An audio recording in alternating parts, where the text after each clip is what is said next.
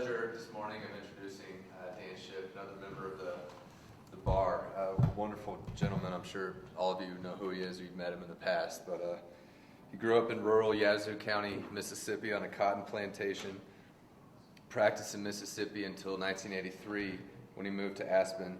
A few of his classmates had already beaten him here, one of whom was Stark King, formerly with the Snowmass Land Company.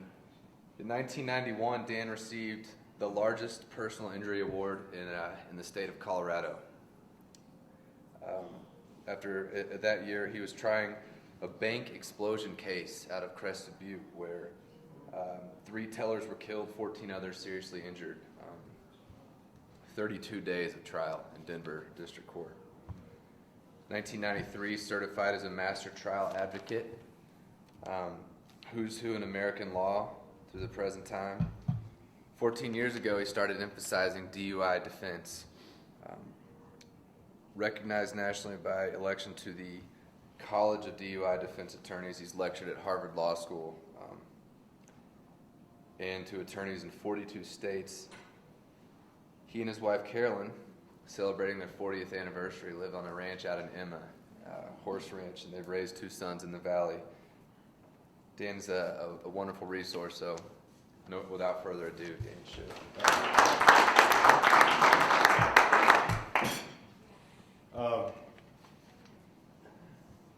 I'm used to doing this presentation more at cocktail parties than I am at the Rotary Club. I've had the opportunity to speak with several of you this morning, so I think I'll probably follow that same format. One of the things that I do want to give you quickly on the front end, there is an excellent resource. You can put it on your cell phone right now. The big problem that the vast majority of people I meet is that they have no concept how much is too much when it comes to, we've got a BAC level for alcohol of a 0.05.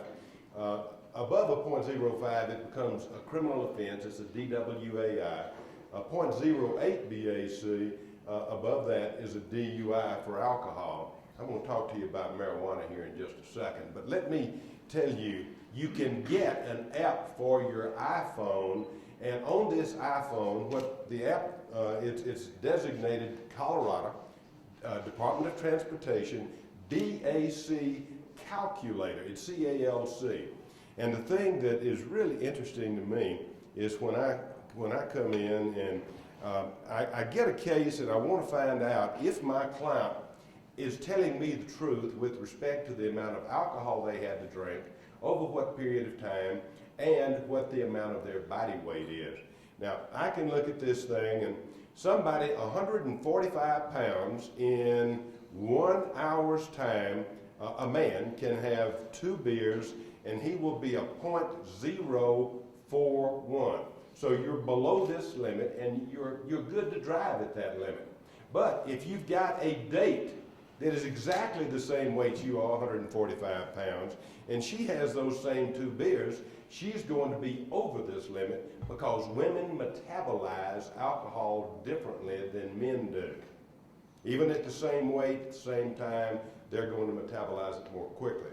Now, what you see, y'all, we are on one of the biggest social experiments that you can imagine right now in Colorado with the recreational marijuana. They don't have a BAC or a calculator for nanograms per milliliter for DUI for pot.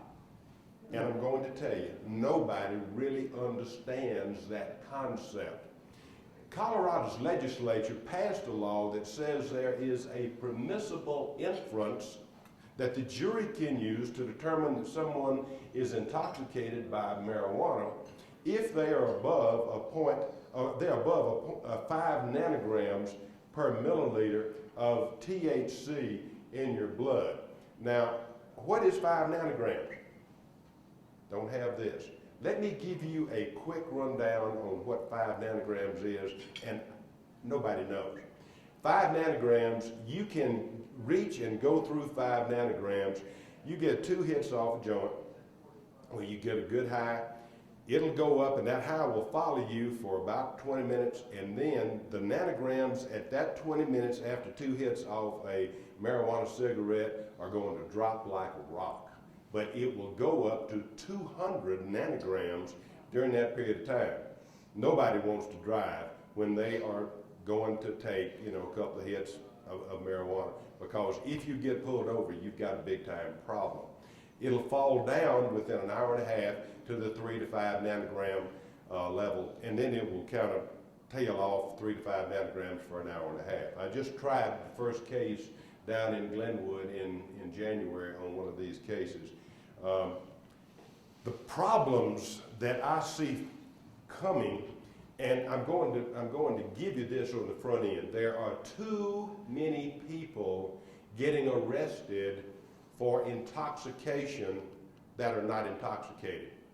Particularly 5 of the last 6 cases for pot intoxication that I've got were not over this limit right here. Cops can't recognize it. The vast majority of the cops didn't smoke pot when they were growing up. That's the reason they became cops when they got older. And they don't really understand what intoxicated by marijuana is. And it's really fun. I get these guys on the stand, and what they do, there is a book called DWI Detection and Standardized Field Sobriety Testing. What this manual is, it's a national manual that's provided by the National Institute for Traffic Safety and the United States Department of Transportation. What they do is they teach people, particularly cops, how to do the eye test, which is a horizontal gaze and nystagmus testing. You'd have no clues whatsoever on marijuana when you get here. The likelihood is that you're going to fail that eye test. It has 6 clues. You're going to fail it. Now, what they don't tell the guys giving this test, and things that we have learned, is not only does alcohol cause the problem with the horizontal gaze nystagmus, there are over 200 other recognized causes. Too much nicotine, too much caffeine, probably something like you've got would cause your eyes to flicker. What we're looking at is when I have to fight with the officers over why these people had the horizontal gaze nystagmus, they don't tell the jury that there is something else. So I have to bring that up, and we win cases when they oftentimes learn that the people have really passed that test when they cop had graded them where they had not. The other test is and these are ones where you can tell if you want to drive home at nighttime. What I do recommend is if you do drink and drive, and I'm not talking about doing shots of tequila and beers like we might have done back in college, but what I'm saying is you take the wife, you go down, you have a couple of glasses of champagne or red wine with dinner. I really strongly suggest for $250 you get a device that is the same kind the State Patrol uses to test your breath on. You press a button, it counts down from 200, which it warms the machine up. At the time that it gets down to 0, you end up blowing into the machine, and it's going to give you a general idea where you are. It's not going to tell you specifically like a blood test could tell you where you're going to be, but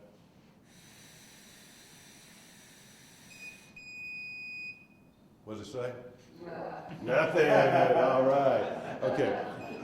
Y'all, these things are wonderful, and I strongly suggest you try to find these. If you can't find one, I can find you one. Next thing, while I'm over here, I do have these DUI kits. They are gifts for any of you that may want these. What these gifts do is, after doing over 750 DUI cases, I ended up writing a little pamphlet about all the horror stories that I had heard and the things you do and the things you don't need to do while you're driving an automobile. They're all included in here. I want you to open that up and see what all we've got in there. Generally speaking, Trent, come here. I need your help. This thing's You're gonna have to blow. Take the battery out of it or something. I don't. See if you can figure out how to stop it. But with respect to the DUI kit, the DUI kit is predicated on the presumption that too many people are getting arrested for DUI. And what I'm trying to do, what we've got here is we've got eye drops. Alcohol and pot are both vasodilators. Your eyes are going to get red. If you go out and you have 2 glasses of wine, before you drive home, there are several things you need to do. One of those things is, before you even crank the car, at least turn the lights on, check and be sure your headlights, your tail lights, your tag lights are working. Cops will pull you over if you've got one light out. Next thing, if you've got an expired tag and you've had a couple glasses of wine, you don't want to be driving tall, because even if you are not committing some kind of offense like driving over the speed limit or failing to signal a lane change, if you're stopping at a stop sign and somebody runs into the back of you and the cop comes up, what he's going to do, he is going to get the opportunity, first off, to smell more than likely the wine, or the beer is the worst offender when you go out to for dinner, because it's got a very heavy odor. So I recommend brushing your teeth before you leave the restaurant, or certainly having toothpaste, which I have in the box here for you. Brush your teeth before you drive home. Not a bad idea to keep every car or truck that I've got toothpaste right here where I can get to it if somebody pulls me over. Next thing, put a little Visine in there, it gets the red out. Now what you are doing by this, I am assuming that you are a .049 VAC giving you this information. If you're over this limit right here, they're going to arrest you for DWAI. Now, how are they going to do that? Well, if you give them the opportunity to do testing, this testing that I was showing you over here. Now, this is the eye test, the walk and turn, and now these are not indicated for people that are over 65 years of age, and thank goodness I've made it there. They require you to put your left foot in front of your right foot, stand with your hands by your side while they are giving you the instructions on how to do this test. Now, it's hard enough standing. I'm about to fall over if you can't tell. But what they're going to ask you to do with this test is they're going to ask you to touch heel to toe. They're going to ask you to take 9 steps. They're going to ask you to, when you take those 9 steps, to count those 9 steps out loud. When you get to the end of those 9 steps, after doing heel to toe, now keep your hands at your side. I count 1, 2, 3. You get out to 9. They're going to tell you on that last step, stand on your left foot, pivot around in a circle like this, and then you come back 9 steps heel to toe, keeping your hands down by your side. 33% of the population can't do that stone cold sober. It is a test that they are giving you. That test is a voluntary test that you are asked to participate in by the officers. The next test they're going to give you is the one-leg stand. You can choose either foot that you're going to do your one-leg stand on. They're going to ask you to raise the other foot 6 inches off the ground. Can't use your hands to give you any balance. And then they ask you to count 1001, 1002, 1003. And if you put the foot down, that can be an indicator that you're possibly intoxicated. Now, what problems that I see is that law-abiding citizens like yourselves go out, have a couple of glasses of wine or a glass of champagne or 2. Maybe they had a drink at home before they go out to the bar, and maybe you didn't have enough to eat. The problem that I am seeing are too many people getting arrested when they're not intoxicated by pot or marijuana. I had a case down in Carbondale. Guy stopped at a roadblock, had 4 kids in the back of the car. He had been to a church function. At the church function where he went, they had beer. He drank 2 beers over 4 hours. He was driving back through the roadblock, felt perfectly good to drive, and as he got into the roadblock, Corporal Smart from the Colorado State Patrol, wasn't quite as smart as his name indicated, and arrested this guy for DUI. The guy took a blood test, but Corporal Smart took the guy, he had the wife come and get the kids, took the guy to detox down in Glenwood Springs after getting blood tests. Guy spent some time there, and then the guy had to get bonded out of jail. The total cost before the blood test came back was over $1,800. So other people in this room have had that same problem. His blood test came back you can't see that, a point 0.022 BAC. He was not even halfway to this limit here.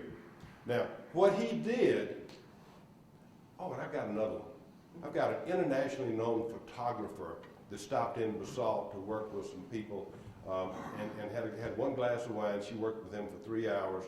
She was working on doing some corporate photography at a retreat for the corporation.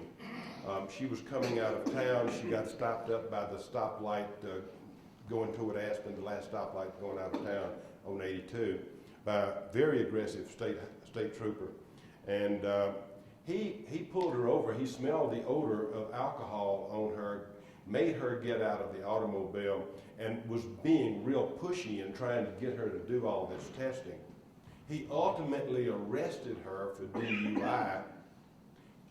She was then taken to detox. She refused all testing because he was being such a jerk about the way he was handling everything. He arrested her for DUI, took her down to detox. When she got to detox, the people at detox recognized there was no indicia of intoxication. They let her out of detox because they couldn't show that she was intoxicated at all. Told her to go to the hospital and get a blood test immediately. She did. She got it within 2 hours, which is what's required by state law. Her blood test came back at 0.27 BAC. But because she refused testing at the time, she was going under Colorado's express consent law to lose her driver's license for 1 year's time, and she was not intoxicated. I won that hearing at the Department of Motor Vehicle hearing because I had both of the guys from detox come in and testify that she was not intoxicated, and I got the blood test in, and then I had her get on the stand that the reason she was having so much problems with this officer is that 7 years before she had been raped by a military man that had a uniform on, and she was just deathly afraid of people with uniforms. Y'all, I'm telling you, there are lots of people that are getting arrested.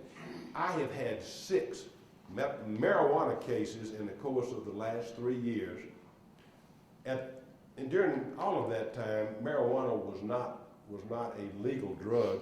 But of the 6 people that got arrested, this number was being thrown around in the state legislature for several years before it was ultimately passed, 5 nanograms. But only 1 of the 6 was above the 5 nanogram level. So what I'm telling you is there are ways that you need to change your mindset.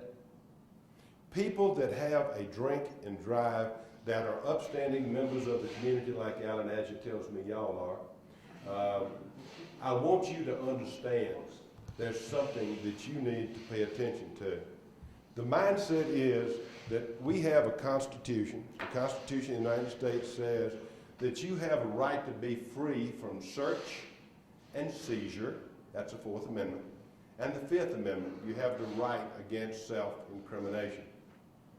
I'm not suggesting you do anything wrong. I'm suggesting if you are at a .049, you don't want to give an officer what appears to be probable cause to arrest you for being under the influence of alcohol.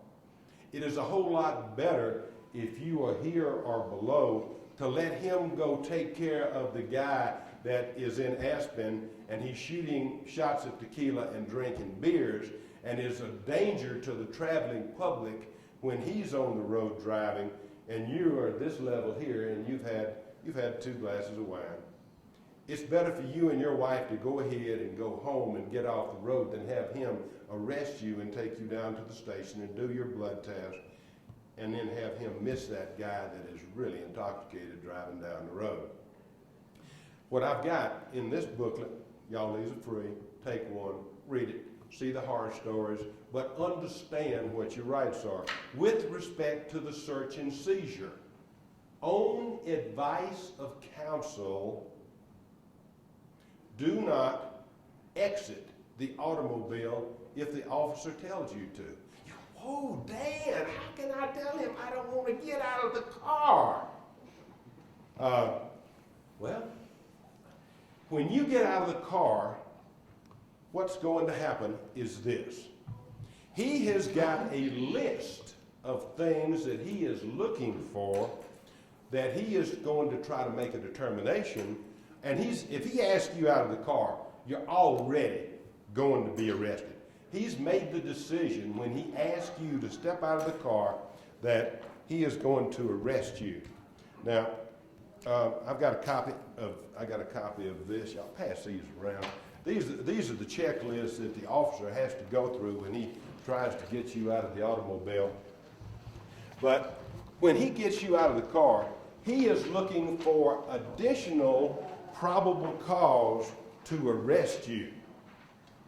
And the mindset of law-abiding citizens is if the officer asks you, Mr. Palmer, have you had anything to drink tonight? The mindset is to say, yeah, I had 2 beers. Bad move. Why is it a bad move? Because the officer now has an admission that you have had something to drink. Now, the other bad move is for you to get into the car without having brushed your teeth, because if you turn around and say, no, I didn't have anything to drink, but you had some kind of stinky old microbrew that they were pressing you that night to have, they're going to smell it. So what you want to do is you want to alleviate the possible odor. And what else can we drink or put in our mouth to stop the odor of alcohol? Does anybody else know? Anybody else seen this lecture before? Peanut butter. Peanut butter. Hey, y'all. Always take peanut butter with you. Peanut butter is the best thing you can do to cover up the odor of alcohol. And what I'm telling you is, you don't want to get into the game with this officer where he asks you out of the car and you have to try to walk the line and do the eye test and do the one-leg stand. You don't want to go there. What kind of time frame are we looking at? We there? 8 minutes. We got 8 more minutes? Yeah. Okay. First off, questions. Y'all, I do this for hours at a time. Do you have any questions? Okay. Question is, Dan, I don't know that I can tell an officer that I'm not going to get out of the car. How do I go about doing that?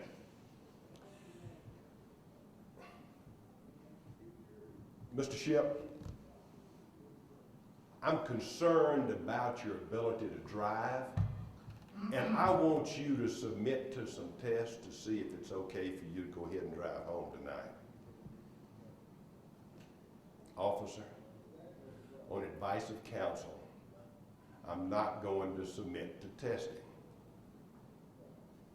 And then everybody has heard if you don't do the testing, you're going to lose your driver's license for a year. It's not this testing that you're going to lose your driver's license for a year on. The testing that you're going to lose your driver's license on, that if you don't take, is the blood test or the breath test after the handcuffs go on. So here is a delineation point. Don't take any test before the handcuffs go on. Refuse all testing. Don't get out of the car. So how do they put the handcuffs on if you don't get out of the car? Put them right here. No, he's going to order you out of the car. And when he orders you out of the car, say, look, I want you to be as polite as possible. I don't want you to talk a lot, because if you're slurring your speech, or if you're talking like you've got a thick tongue and you reach in here, all of those things you can see. If you're doing that, then the officer's going to have probable cause then to arrest you for driving under the influence. While you're sitting in the car, the only thing he's going to have the opportunity to do is to see when he comes up to the car, he's going to try to get his nose around there and smell pot, or he's going to try to smell alcohol. And when he does that, he is going to say, do you know why I pulled you over? Y'all, this is the way they do it. Do you know why I pulled you over? Yeah, I was speeding. No. Fifth Amendment right. You don't answer yes to something you did that was a criminal offense. You don't admit to speeding. Say, no, officer. He's going to say, I pulled you over for speeding, and I need for you to provide me your driver's license, registration, proof of insurance.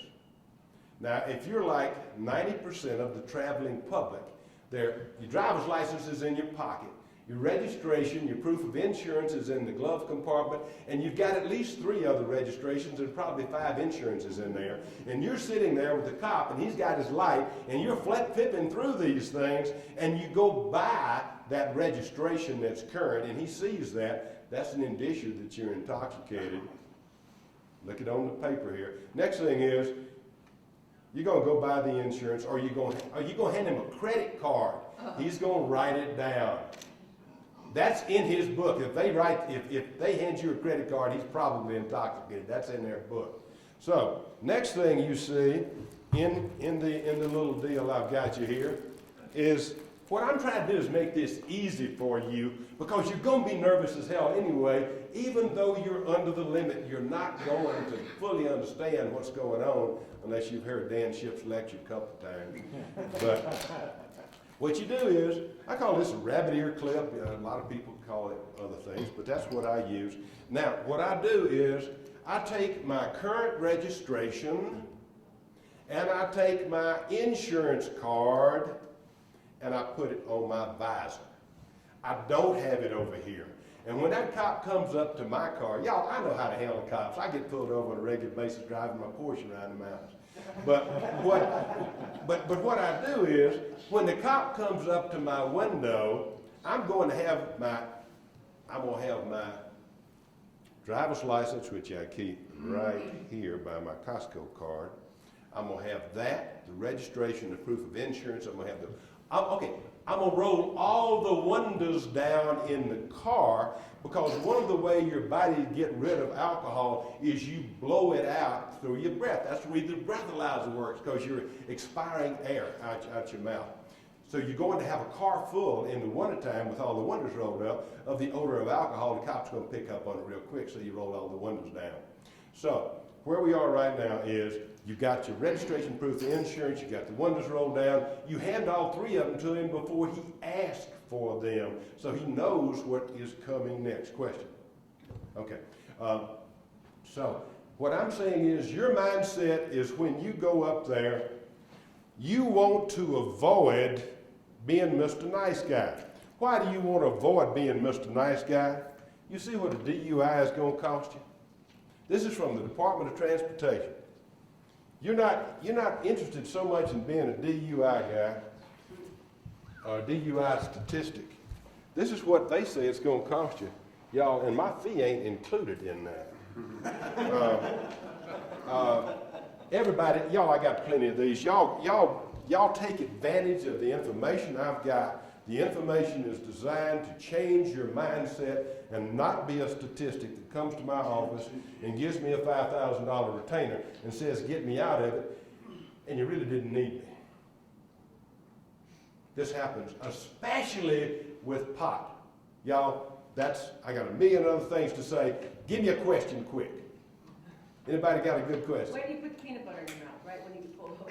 I like peanut butter anyway. As soon as I get out of the restaurant, I put a little peanut butter in my mouth, and when I get pulled over, I put a little bit more peanut butter in my mouth. y'all, be sure and get this app. It will tell all of you, based on your body weight and your time of drinking and the alcohol you've consumed, what your BAC level is. We'll know these. Y'all, with respect to this, just know if you get 2 hits off a marijuana cigarette, you're going up into the hundreds.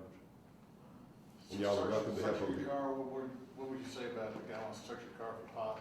Hell no. Hell no. Now, Fourth Amendment. You don't search my car, you don't search me. It is a search. When he comes out and does this test, that's a search. You can refuse to do it. Don't do any test until the handcuffs go on. Would you recommend doing the test, the foot, the walking? Don't do any test until the handcuffs go When on. you get the handcuffs on, you can't, then you gotta accept the test. Yes, the test you're going to do is either a breath test or a blood test. Pot is going to be the blood test, alcohol is going to be your choice.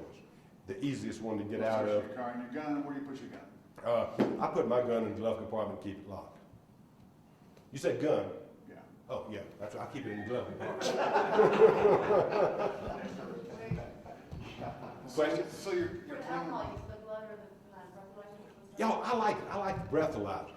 And the reason I like the breathalyzer is there's so many screw-ups with the breathalyzer.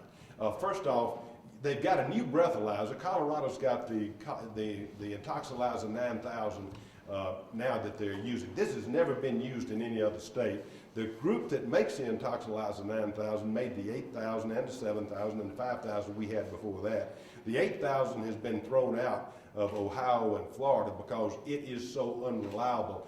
There have been no comparison test with the 9000 that's used in Colorado with a blood draw to take the blood out of your arm to determine if they are even matching up. The other thing is, if you've been in a hot tub, your body temperature is going to be elevated. If you're on your period, it'll be elevated enough to skew the results of that breath test. But I mean, if you're coming out of a hot tub and your body's 104, 105, that test is going to absolutely blow the BAC off the chart, because it's like cooking with wine. You turn the heat up a little bit, boy, it just really evaporates it quickly. And we've done the testing on this. I belong to an organization that plays games with these machines all the time, and the blood test and everything, just to find out, what really happens. And a lot of people are getting arrested that are not intoxicated. Take care of yourself. Pay attention to this. Get you a box.